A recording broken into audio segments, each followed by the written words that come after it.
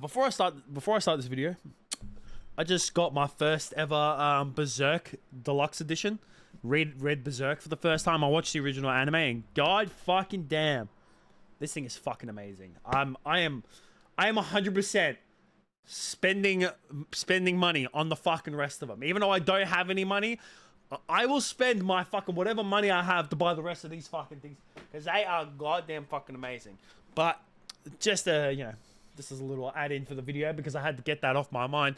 Today we are talking about a very sensitive topic, and if you get easily offended, you know what? Maybe it's not the best to watch this video, or keep watching if that's what your kink is, because it feels like a lot of people these days on Twitter, mainly especially on Twitter, they just try to watch things or observe things and wait for things to find that will somehow offend them in some way, even though it doesn't affect them in any way possible. But today we are going to be talking about some lady on TikTok, and she has been advocating for a long time now about trying to get compensation for people who are overweight on airplanes so that they could get like an extra seat and wouldn't have to pay extra money to be able to sit on an airline. She was just more or less expecting these airlines to give her free seats, or be more fat friendly or overweight friendly, or less fat phobic, as they like to say, which is actually totally bullshit. So she had videos like this one that I'll play over the top of the video. You can see that she's complaining about the fold down thing being too small, having to ask for a seat extender, having a little room to move in the seats. I mean, that's definitely not the airline's fault. Narrow aisles and bulkhead seats, well, I mean, they're obviously like that. The tiny airplane bathrooms, well, they're like that for reasons, to fit more people. That's the whole point. Worrying you're going to break the toilet. Well, that sounds like getting pat down because you're fat.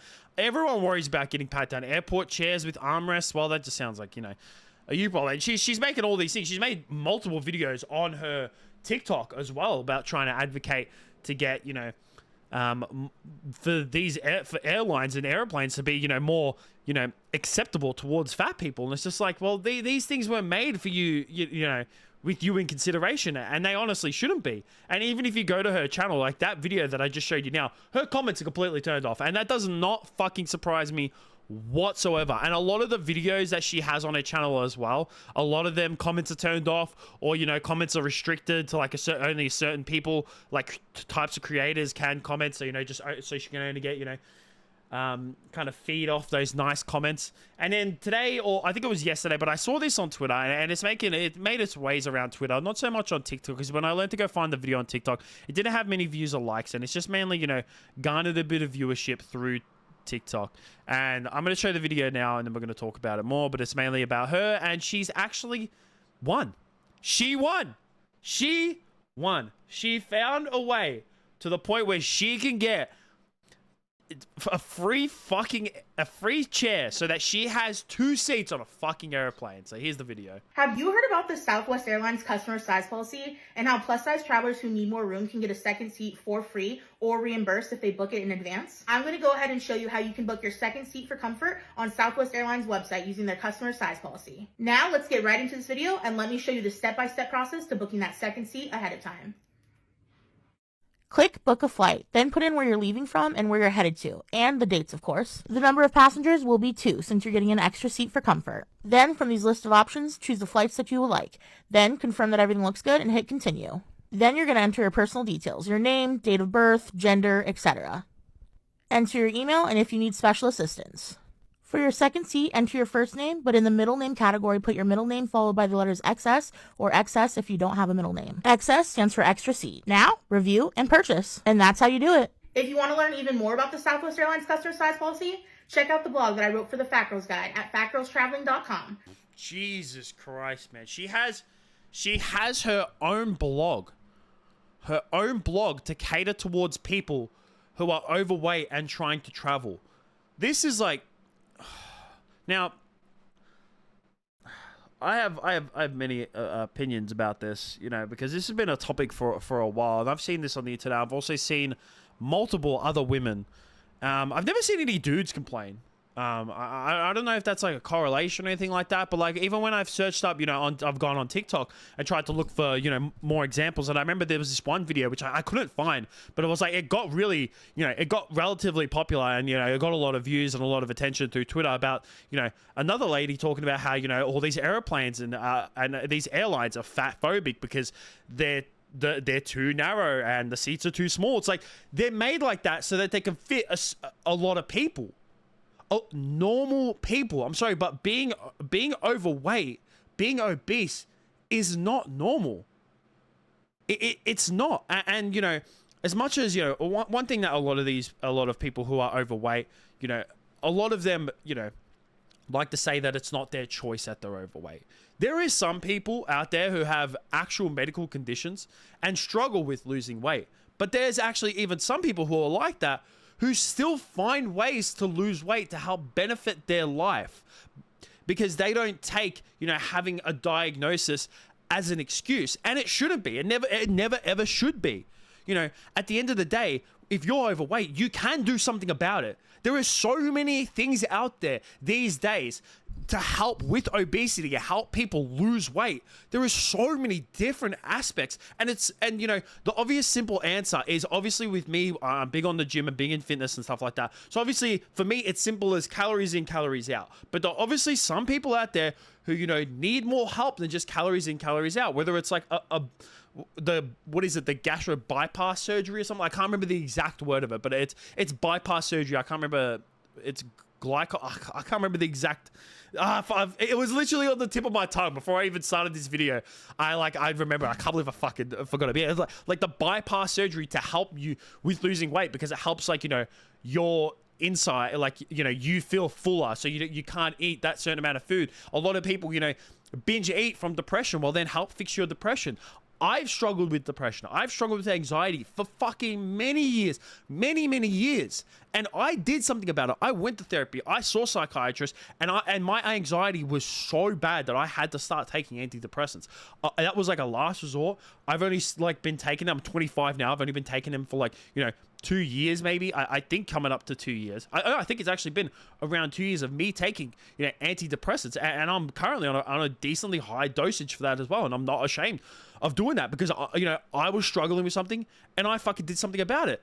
I was struggling with depression for a long time, and I was very iffy about meds because I didn't want it to change me, but I had to do it, and I went through that. I didn't use it as an excuse, and I don't use my shit as a fucking excuse, and I don't expect the world around me to change for me. And that's what these people are trying to say. They're like, oh, this isn't dedicating to my life and how I am, so it should change, make things easier for me. Fuck off. No, it shouldn't. I'm sorry, but if you're overweight and you have to pay for an extra seat, I'm sorry, but that's your own fault. That is, at the end of the day, that is your own fault. It's just how it is.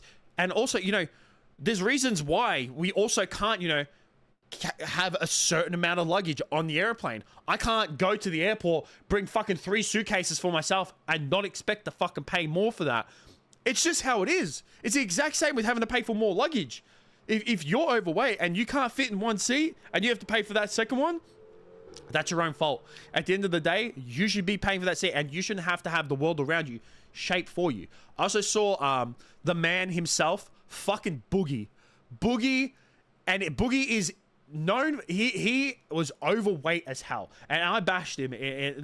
I bashed him a bit in the video that I made about the documentary that came out about him. I bashed him a lot, and a lot of it was relatively well deserved, because he's in a shit spot and he's not helping himself. But even he came out, he said he has proudly paid for a second seat. I don't know about the word proudly, but he's paid for a second seat for over a decade now. It's fat tax, and it needs to be paid. If you can afford the McDonald's, you can afford the extra seat. I know some people were going off a Boogie, but I mean, the Drama Alert did put that out, and Drama Alert comments are gonna be toxic no matter fucking what. But he's got a point, if you've put yourself in a situation like that, you gotta pay for it, 100%. That's like me. I'm trying to put on size at the moment for the gym, because I like, looking big and stuff like that.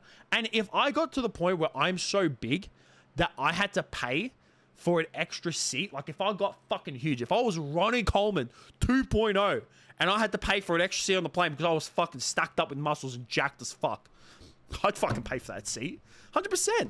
100%. And the thing is that, like, one thing is as well with me is that, like, I'm not against, like, if you want to be overweight, if you want to be fat, that's fine. Do it.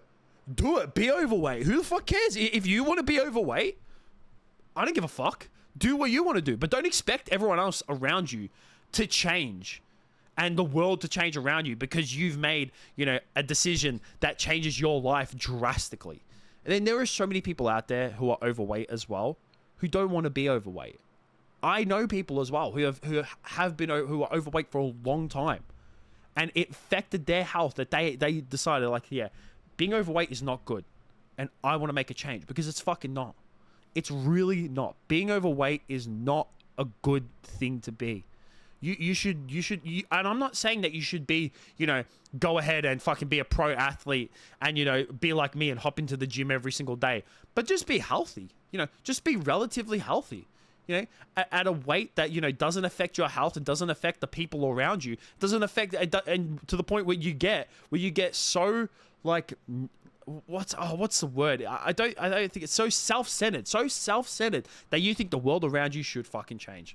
But yeah, let me know what you guys think about this situation down below. I'd like to hear you guys' opinions on this. If you disagree with me fully and you say, like, oh, Donnie, you're just being a cunt, that's fair enough. If you think I'm a cunt, I don't care. I mean, I can be at times. And honestly, if you think that I'm going too far, that's fine. But if you agree with me, then you agree with me. But I really want to hear you guys' opinions down below.